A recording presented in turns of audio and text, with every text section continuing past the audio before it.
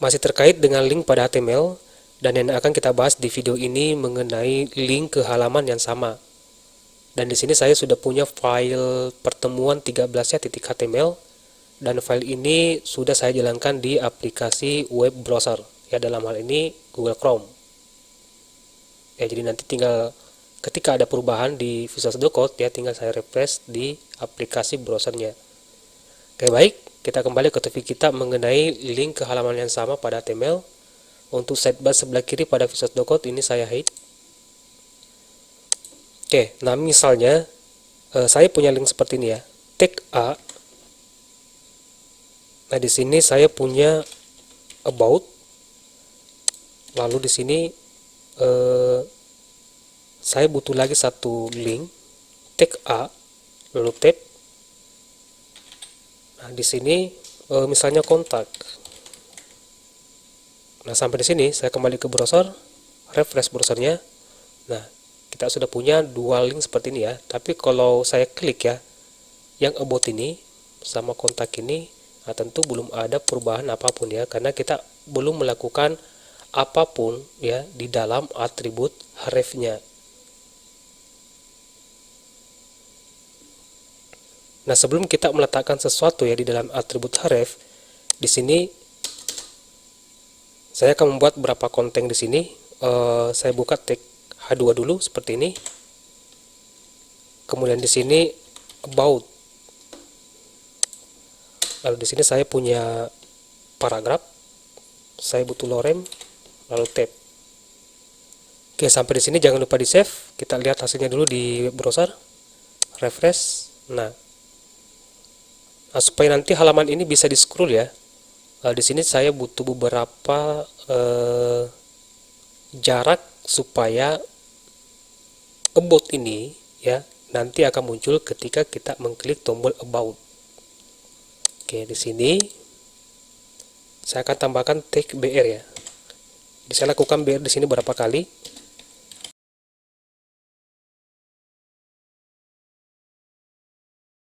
Jadi di sini saya meletakkan beberapa tag BR. Ya, jadi ini hanya untuk memberi jarak antar link ini ya, menu ini dengan kontennya, yaitu about dan satu paragraf ini. Oke, kalau di browsernya saya refresh. Nah, di sini sudah bisa di scroll. Ya, jadi nanti teks about ini ya akan muncul ketika kita mengklik tombol about. Ya, begitu pula nanti ketika kita mengklik tombol kontak. Nah, di sini kita juga butuh beberapa elemen yang terkait dengan kontak. Oke, di sini saya buat lagi untuk kontaknya. Saya bungkus dengan tag H2.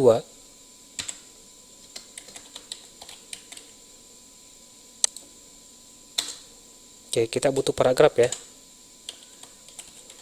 Ini lorem. Ya, kita butuh jarak juga antara about dengan kontak. Ini kalau saya scroll ya, nanti kontaknya muncul ketika kita mengklik tombol kontak. Oke, kita kasih jarak. Ini saya copy BR ini. Kemudian saya paste di sini. Ya, jangan lupa Ctrl S, lalu kembali ke browser, refresh. Oke, sampai di sini. Nah, sekarang yang akan kita lakukan, bagaimana caranya ketika kita mengklik tombol about.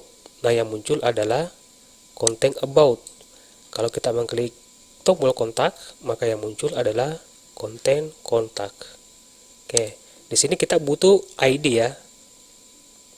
Nah, di dalam atribut href ini ya, kita bisa memberikan ID. Jadi ID ini nanti berfungsi sebagai link. Untuk pemberian ID, ini kita awali dengan tanda keras seperti ini ya. Lalu nama ID-nya. Nama ID-nya ini saya sesuaikan dengan ini ya, about. Nah, di sini kita sudah punya link ya, about. Sisanya tinggal ketika kita mengklik tombol about, yang muncul adalah konten about, maka di sini kita harus memberikan atribut yang namanya ID. Ya, di dalam tag H2. Atribut ID seperti ini, lalu sama dengan, kemudian petik 2. Nah, ID-nya ya harus sesuai dengan di sini, yaitu about.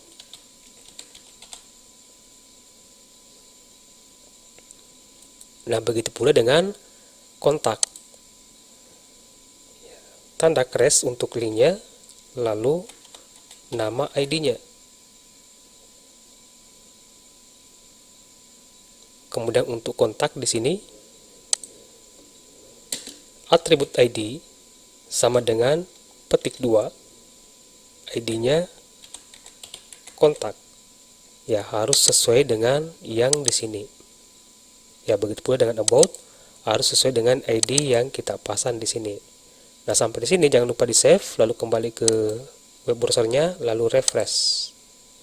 Oke, nah sekarang kalau saya klik ya tombol about, nah maka yang muncul adalah about. Kalau saya klik tombol kontak, maka yang muncul adalah kontak. Ya, jadi ini yang saya maksud dengan link ke halaman yang sama. Dan konsep ini juga akan sering kita gunakan pada saat kita membuat web landing page. Ya, web dalam satu halaman yang ketika diklik di bagian menu ya, maka akan muncul bagian-bagian tertentu. Baik, saya rasa cukup untuk video kali ini. Semoga bermanfaat dan sampai jumpa di video berikutnya.